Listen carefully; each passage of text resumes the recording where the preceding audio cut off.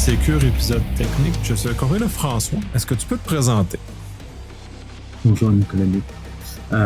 Alors je me présente François Courbigat, donc j'ai cofondé Defense il y a quelques années maintenant. Et avant ça, j'ai travaillé dans la cybersécurité depuis 2003. J'ai fait une dizaine d'années à l'Agence nationale de la cybersécurité en France, donc la NSSI, où j'ai travaillé essentiellement sur la réponse aux attaques informatiques, donc tout ce qui est réponse aux incidents. J'ai fait ça une dizaine d'années jusqu'en 2012, puis ensuite j'ai rejoint le ministère des Armées, plutôt sur la partie recherche de vulnérabilité, analyse de produits de sécurité, ce genre de choses, et beaucoup de rétroconception, d'analyse de malware. J'ai fait ensuite quelques années chez Orange Cyberdéfense, où j'ai rencontré beaucoup de mes collaborateurs actuels, et j'ai terminé mon parcours en allant chez Mandiant, en tant que consultant en réponse incident aussi. Un parcours très, très robuste, justement, en réponse à incident. Puis c'est justement ce qu'on va aborder aujourd'hui, une forme d'introduction à cette notion-là, un point de vue plus technique, naturellement, dans ce cas-ci. On ne parlera pas de comme cyberscience, mais vraiment de comment on répond à un incident quand un processus se déclare et qu'est-ce qu'on arrive comme ça. Je vais te laisser commencer à te présenter un peu l'évolution de ce que c'est, parce que ça a beaucoup changé. Puis, de mes souvenirs, quand j'en faisais il y a 10 ou 15 ans, on n'est plus dans le même univers qu'on est maintenant. Donc, je vais te laisser aborder ça, puis on rebondira à des questions. Avec plaisir. La réponse incident, c'est un peu comme son nom l'indique, c'est quelque chose qui est mis en œuvre à partir du moment où il y a une cyberattaque, et surtout quand cette cyberattaque elle est détectée. Ça, c'est un point important, puisqu'on peut très bien avoir des acteurs qui sont présents sur un système, sur un ordinateur pendant plusieurs semaines, mois, voire années, avant d'être effectivement détectés. La réponse incident va être mise en œuvre à partir du moment où il y a une détection, et l'objectif est de comprendre comment est-ce que les attaquants sont arrivés, qu'est-ce qu'ils ont pu faire, depuis quand ils sont arrivés. Donc répondre à tout un tas de questions pour pouvoir repartir sur de bonnes bases, reprendre, regagner la confiance sur son système d'information, et pouvoir faire en sorte d'augmenter le niveau de sécurité. Pour faire ça, quand j'ai débuté en 2003, beaucoup du travail consistait d'abord à récupérer de la donnée. Ça reste toujours un enjeu, premier enjeu, récupérer de la donnée pour pouvoir faire l'investigation. Et cette donnée-là, c'était essentiellement faire des copies de disques ou faire des copies mémoire, collecter des journaux d'événements un peu partout. Aujourd'hui, c'est des choses qui ont beaucoup évolué. Et à partir de ces données-là, on fait une investigation un peu post-mortem. On entend souvent parler de digital forensic. Et l'idée est de partir de ces systèmes qui sont a priori compromis, éteints, et remonter la timeline des attaquants, donc comprendre ce qui a été fait pour répondre à toutes ces fameuses questions. Il se trouve qu'avec l'explosion des cyberattaques, mais aussi l'explosion du nombre de systèmes, aujourd'hui, on peut très bien avoir des multinationales qui sont compromises, qui va impliquer des dizaines des milliers de machines à analyser. Et tout de suite, on commence à se rendre compte que faire des copies de disques de dizaines de milliers de machines, ça commence à être très problématique, ne serait-ce que pour le stockage, pour télécharger ces copies sur des serveurs. Euh, et donc, l'investigation a évolué vers des approches, on va dire, un peu plus frugales en termes de collecte de données, et l'apparition notamment des EDR est une évolution justement de ce qui est fait aujourd'hui, avec des EDR qui vont être capables de faire déjà des premières détections, avoir des capacités de première réponse sur les postes, vont être capables aussi de remonter des informations, donc de la télémétrie ou des données. Mais on s'aperçoit que malgré ça, il y a toujours un espace pour investigation.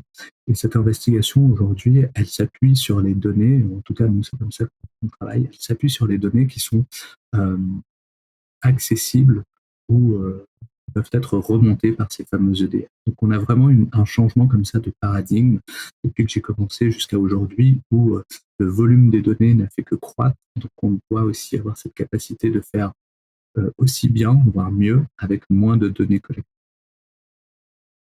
Ouais, donc, on est vraiment passé d'un côté où on faisait vraiment des images au complet des systèmes qui étaient notre seule façon vraiment de creuser l'incident à l'usage de signaux qui sont maintenant considérés, comme ben là, tu mentionnais là, justement les EDR ou maintenant ce qu'on appelle les XDR parce que c'est plus marketing que EDR, où on vient justement mettre en appui en arrière du EDR toute la quantité de signaux qui est obtenue, un SIEM essentiellement, qui vient justement nous appuyer énormément dans la détection et plus dans la cadre de comment reconstruire l'événement dans le temps. Puis c'est un des éléments qui est probablement le plus difficile à faire, c'est de reconstruire la chaîne d'événements qui a mené à l'incident. Ouais, absolument. La reconstruction d'une timeline, c'est le nerf de la guerre, c'est être capable de retracer toutes les actions de l'attaquant en essayant de réduire autant que possible les zones d'ombre. Euh, Parce que plus on va avoir une timeline précise et la plus complète possible, plus on réduit euh, les angles morts sur ce qui a été fait par l'attaquant. Et ça permet de regagner ensuite une meilleure confiance dans le réseau ou dans les systèmes qui doivent être restaurés. Donc ça, c'est extrêmement important, d'autant que la chronologie d'une cyberattaque va aussi avoir énormément d'impact euh, sur l'économie d'une entreprise, puisque c'est des choses qu'on a vues encore très récemment. Les attaquants, notamment dans le cas de groupes de ransomware, vont euh, soit tenter de détruire les sauvegardes, soit tenter d'être sauvegardés avec les données légitimes, de sorte à pouvoir être réinstallées ou en tout cas restaurées a posteriori.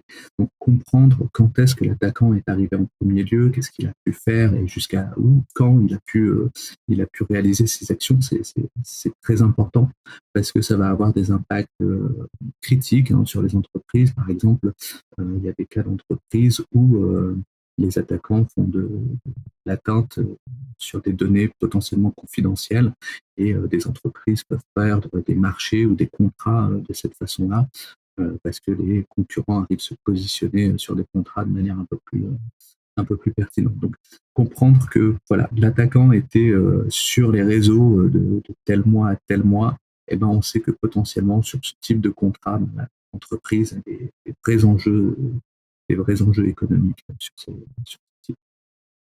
Oui, tout à fait. Puis ça, c'est une chose qui a aussi énormément, en tout cas, moi, de mon expérience, qui a évolué. Avant, il y avait très peu de latéralisation des attaquants, donc c'était facile. Avec une simple image du système compromis, on savait qu'on avait déjà probablement la majorité de ce qui s'était passé dans les systèmes. Quand maintenant, les attaquants ont beaucoup évolué.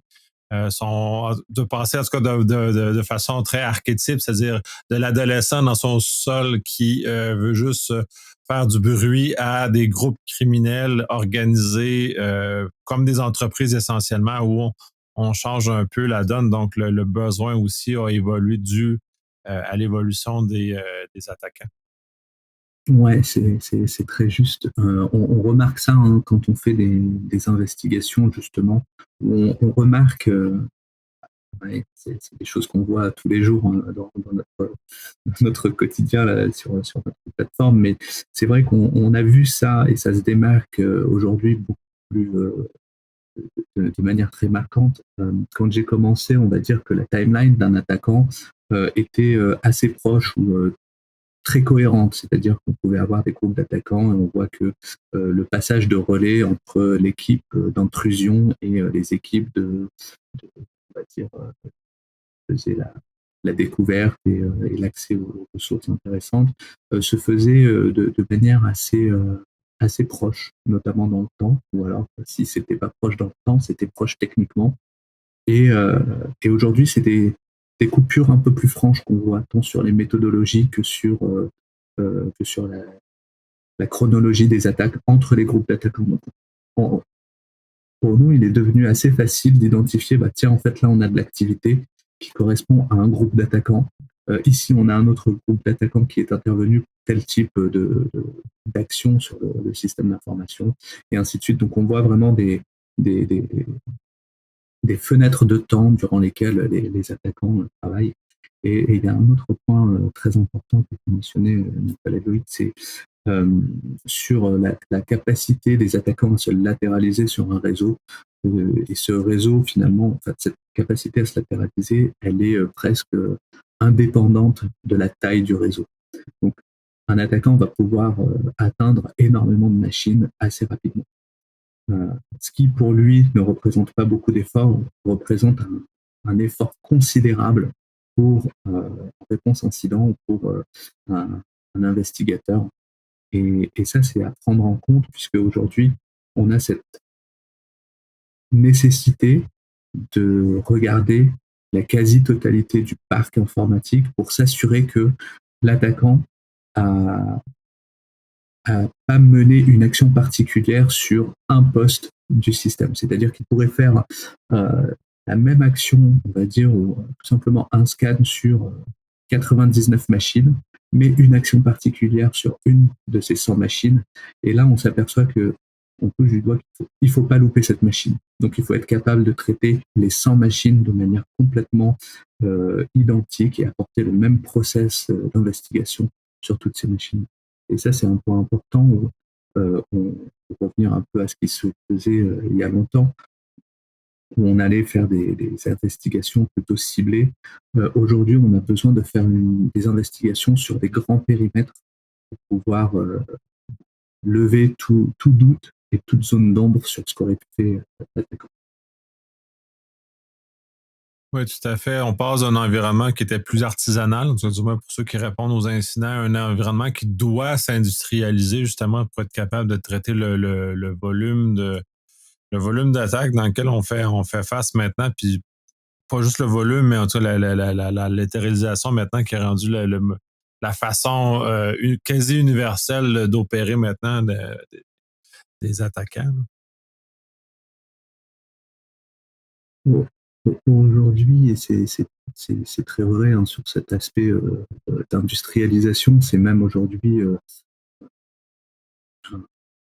une nécessité, hein, c'est vraiment une nécessité pour être capable d'aider et de répondre à un maximum d'entreprises qui sont victimes. On a beaucoup de clients qui viennent nous voir parce qu'ils se retrouvent dans des situations où ils n'ont pas la capacité de répondre à tous les clients qui viennent les aider. Et alors, c'est encore plus difficile quand on sait que ces entreprises peuvent faire faillite entre 12 à 18 mois après une cyberattaque, d'autant plus on va dire, si elles n'ont pas d'aide pour affronter finalement ce choc-là. Et donc l'industrialisation devient vraiment une nécessité, tant pour les entreprises qui fournissent la prestation de réponse incident, que pour les entreprises qui doivent avoir accès à ce type de service. Je prends l'exemple, en France, on a aujourd'hui des antennes régionales qui ont pour objectif de jouer le relais auprès des petites entreprises, des petites et moyennes entreprises, pour les aider à avoir accès à ces prestations, avoir accès à identifier les bonnes personnes, les bonnes entreprises qui pourraient les aider en cas de cyberattaque. C'est vraiment aujourd'hui un enjeu de pouvoir aller adresser le maillage économique le plus petit possible pour pouvoir faire en sorte de les aider face à ces cyberattaques. Et qui dit industrialisation, finalement, aujourd'hui, en tout cas dans l'aspect technologique, on va parler énormément d'automatisation. Avoir une capacité à traiter des gros volumes de données ou des grands parcs informatiques de la même façon qu'on est capable de traiter une machine. Donc, ne plus avoir cette distinction, ou en tout cas cette limite d'échelle. Et ça, aujourd'hui, c'est quelque chose qui est rendu possible avec le SaaS, tout ce qui est cloud, où on est capable de faire des passages à l'échelle extrêmement faciles en termes de capacité de stockage, de puissance de calcul, qui nous permettent de dire, OK, aujourd'hui, l'incident auquel je réponds, qui initialement avait commencé avec une dizaine de machines, et ben, je me retrouve maintenant avec 2000 machines. Comment est-ce que je peux suivre cet incident sans pour autant casser en fait le process d'investigation? Et il y a une autre chose qui contribue à l'industrialisation de ces process, qui passe par l'uniformisation des process, des méthodologies, faire en sorte que les équipes puissent utiliser les mêmes outils. Déjà, ça serait très bien, mais aussi les mêmes façons d'opérer, d'avoir vraiment ce côté collaboratif et temps réel. Moi, l'exemple que j'utilise souvent, il faudrait être capable aujourd'hui, et on travaille pour ça, c'est être capable de faire de l'investigation de manière collaborative, comme aujourd'hui on édite un document Word de manière collaborative. Et ça, c'est extrêmement important. Donc l'automatisation et cette collaboration qui sont les pierres angulaires finalement de cette industrialisation. Oui, oui, ça change un peu ça pour ceux qui répondent. Puis en plus, on parle, puis là, vous avez vraiment une visibilité très grande là-dessus sur l'augmentation énorme des attaques. Quand on parle d'évolution, il y a 10, 15 ans, on avait eu une attaque de temps en temps, ou une attaque réussie de temps en temps, parce que maintenant, on a des attaques réussies quotidiennement, si c'est pas plusieurs fois par jour, si on parle sur le territoire d'un pays, par exemple. Ouais, cette augmentation, très souvent, on peut que la ressentir. On peut avoir des indicateurs, euh, et pour autant, on n'a qu'une infime partie. Hein, c'est systématiquement que ce sommet de l'iceberg que l'on voit, parce que on a des systèmes de détection qui font preuve de beaucoup d'ingénierie, hein, que ce soit par de l'IA ou ce genre de choses, mais qui ont été construits sur ce que l'on sait. Et ces systèmes-là, finalement, sont capables de détecter uniquement ce que l'on connaît. Les IA permettent d'élargir ce spectre, de le rendre un peu plus permissif ou tolérant à des changements. Mais les systèmes de détection aujourd'hui ont été conçus avec ce biais qui est on détecte ce que l'on connaît.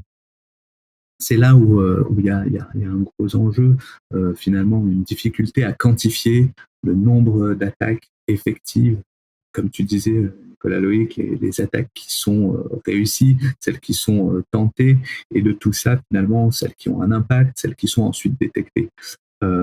Et dans ce process-là, finalement, il y a un effet tunnel qui fait que on a de visibilité qu'une partie, une infime partie des attaques qui sont menées, et pour autant, dans cette infime partie, eh ben, on constate une explosion du nombre de ces attaques et de ces, oui, de ces incidents. Et je rebondis sur un caractère un peu annexe, mais euh, on- ce sont des attaques qui fonctionnent et qui continuent d'être en augmentation, parce que économiquement, notamment pour les aspects de cybercriminalité, on a vu se développer donc les attaques par ransomware avec de l'extorsion, et on voit maintenant apparaître, ou en tout cas c'est plus qu'admis, c'est des doubles extorsions.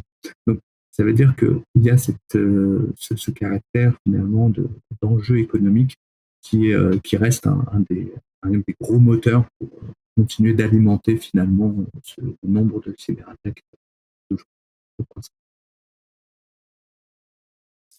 Oui, c'est un univers qui est en pleine croissance. De toute façon, là, on est dans vraiment une cybercriminalisation très, très massive de ça. Eux autres même se sont industrialisés, comme je mentionnais un peu plus en amont.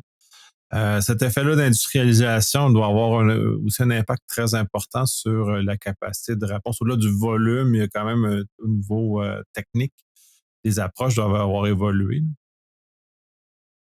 On a une évolution. Alors, il y a deux types d'évolution, hein, que je vais mentionner. Alors, il y a notre évolution en tant qu'entreprise. Hein, on est là aussi pour faire évoluer les choses.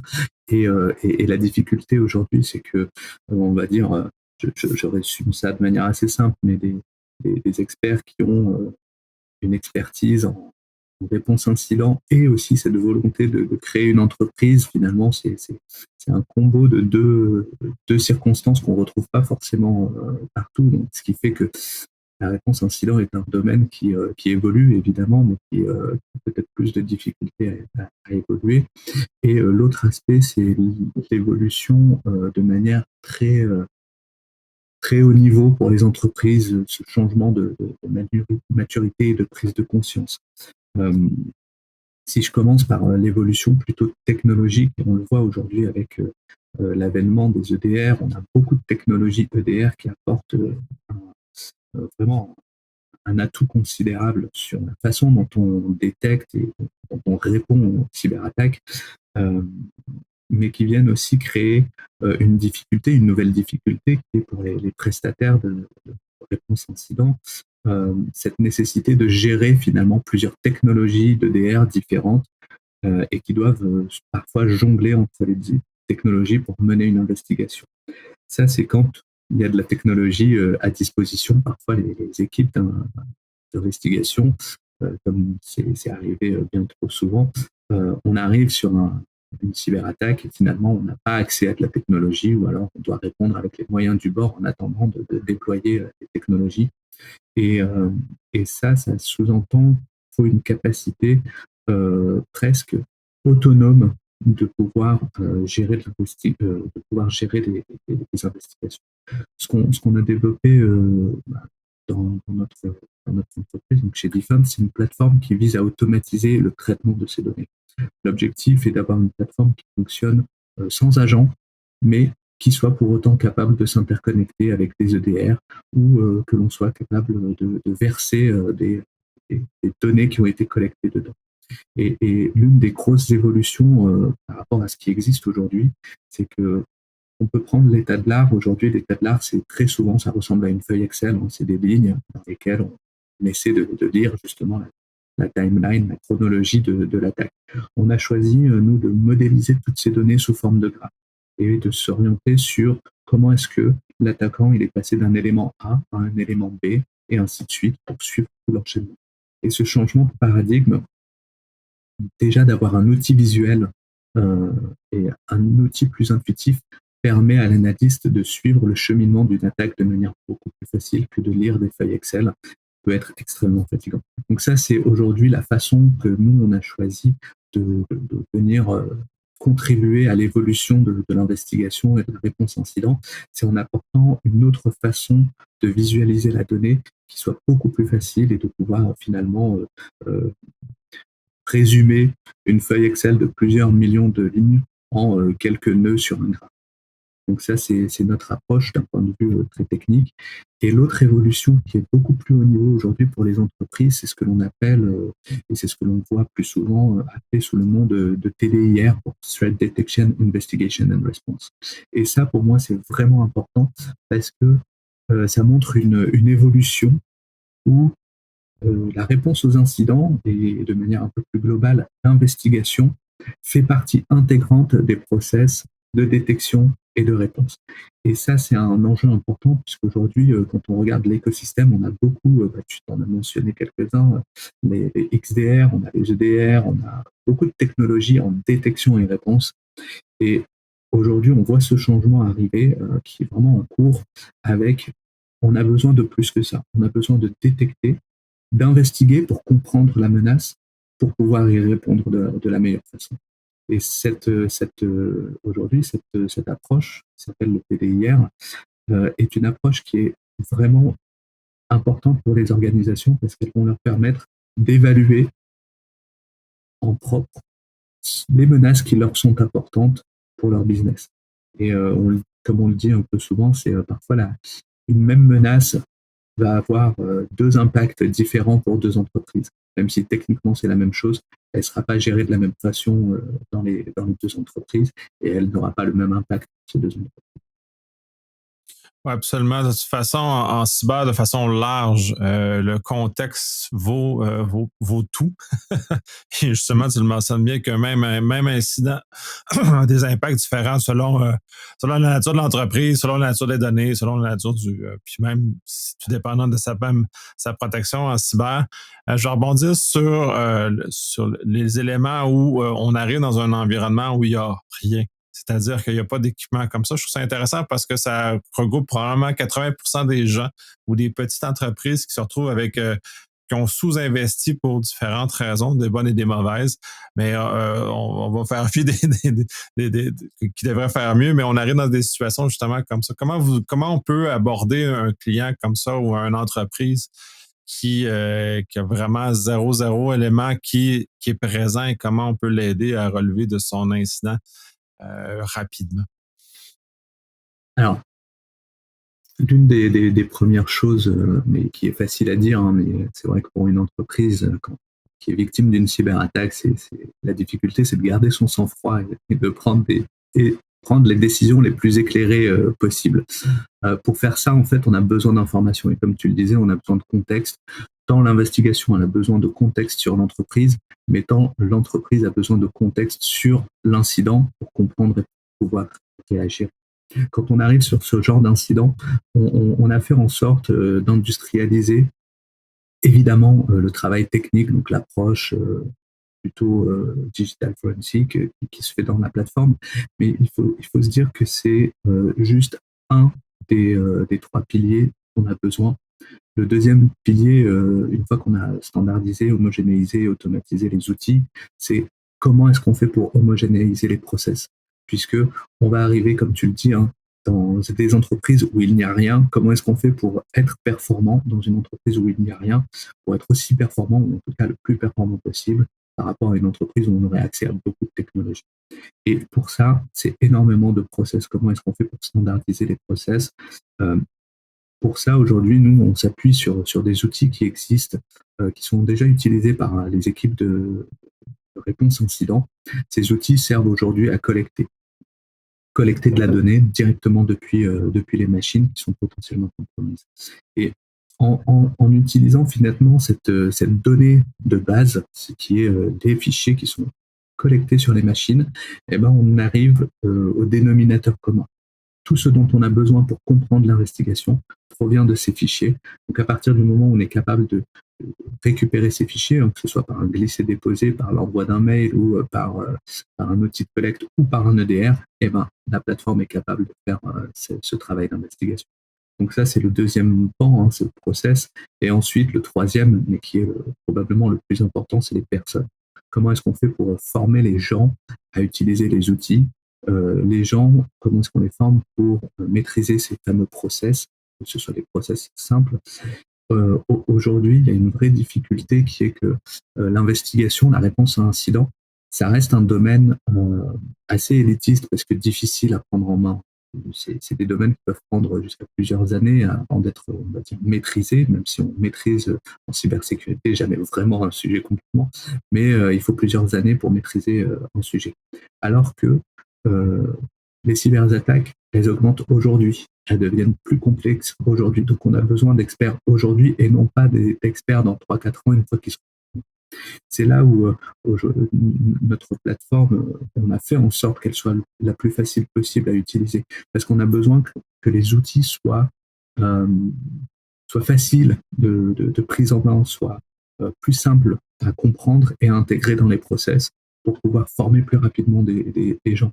Et aujourd'hui, on est plutôt content puisque on arrive à former des gens dans un espace de 0 à 2 mois pour qu'ils soient opérationnels. Donc ça veut dire qu'on peut très facilement former comme ça des gens et c'est la pierre angulaire. Je parlais d'automatisation, de collaboration, mais à un moment donné, ceux qui portent l'investigation et ceux qui permettent de répondre à une cyberattaque, ce sont les gens qui sont au contact finalement des équipes dans les entreprises qui font eux le travail de remédiation, c'est-à-dire qu'une fois qu'on a compris par où étaient passés les attaquants, et ben très souvent ce sont les administrateurs système dans les entreprises elles-mêmes qui connaissent le contexte de l'entreprise qui peuvent agir et appliquer les remédiations. Très intéressant. Puis effectivement, là, c'est très complexe là, pour avoir eu des cas comme ça. Puis justement, d'amener la montée en compétence à vitesse extrême, parce que quand on est dans un incident, on peut pas attendre. L'édifice est en train de brûler. Donc, il faut montrer aux gens comment devenir des pompiers au moment même où l'édifice brûle. Donc, c'est un défi très, très important. Euh, On va terminer l'épisode sur le fait, sur votre plateforme, tu en as fait mentionner un peu sur justement l'usage de graphes.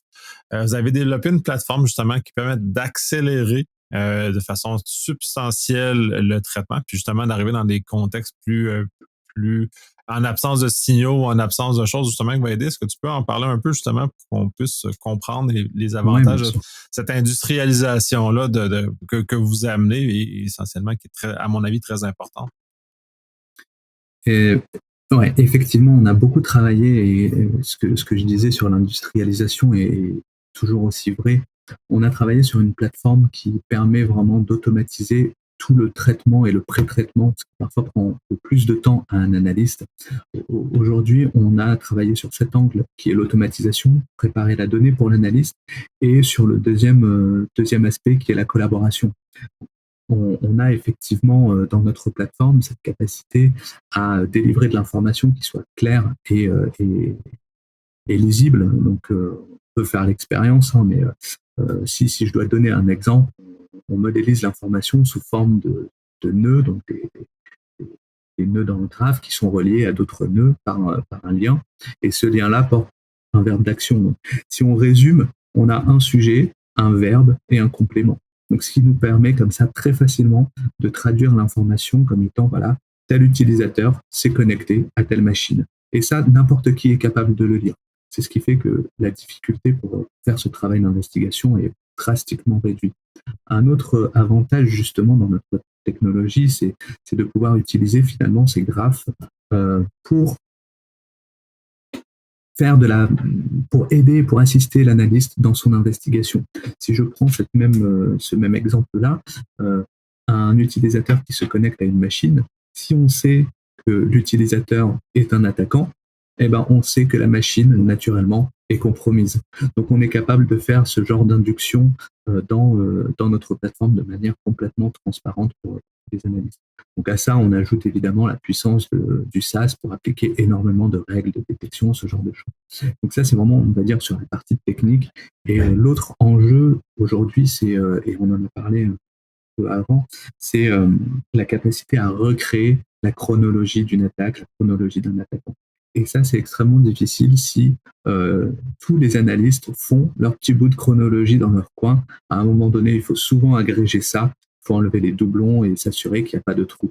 Ça, c'est quelque chose qui est fait de manière complètement intuitive et naturelle dans notre plateforme. Chaque analyste va analyser un nœud, un graphe, un petit ensemble, et va pouvoir indiquer, OK, ces informations-là, je les veux dans la timeline, et tout le monde retrouve une timeline. Donc on est capable comme ça, et on est très content de pouvoir réduire jusqu'à par 3 le temps nécessaire pour une investigation, et surtout de pouvoir fédérer une équipe plus ou moins grande, hein, puisqu'on n'a aucune limite sur la plateforme, de pouvoir fédérer un nombre d'analystes pour traiter des incidents plus ou moins gros. Super intéressant, justement, dans un univers où tu le mentionnais clairement que les analystes, pour devenir faire de la gestion d'incidents, ça prend beaucoup d'expérience. Donc, on manque déjà de gens en cyber de façon générale. On manque encore plus de gens dans des domaines spécialisés comme celui-ci. Ce genre de plateforme vient justement réduire cette problématique-là, de mettre dans les mains de moins de personnes la capacité de faire ça.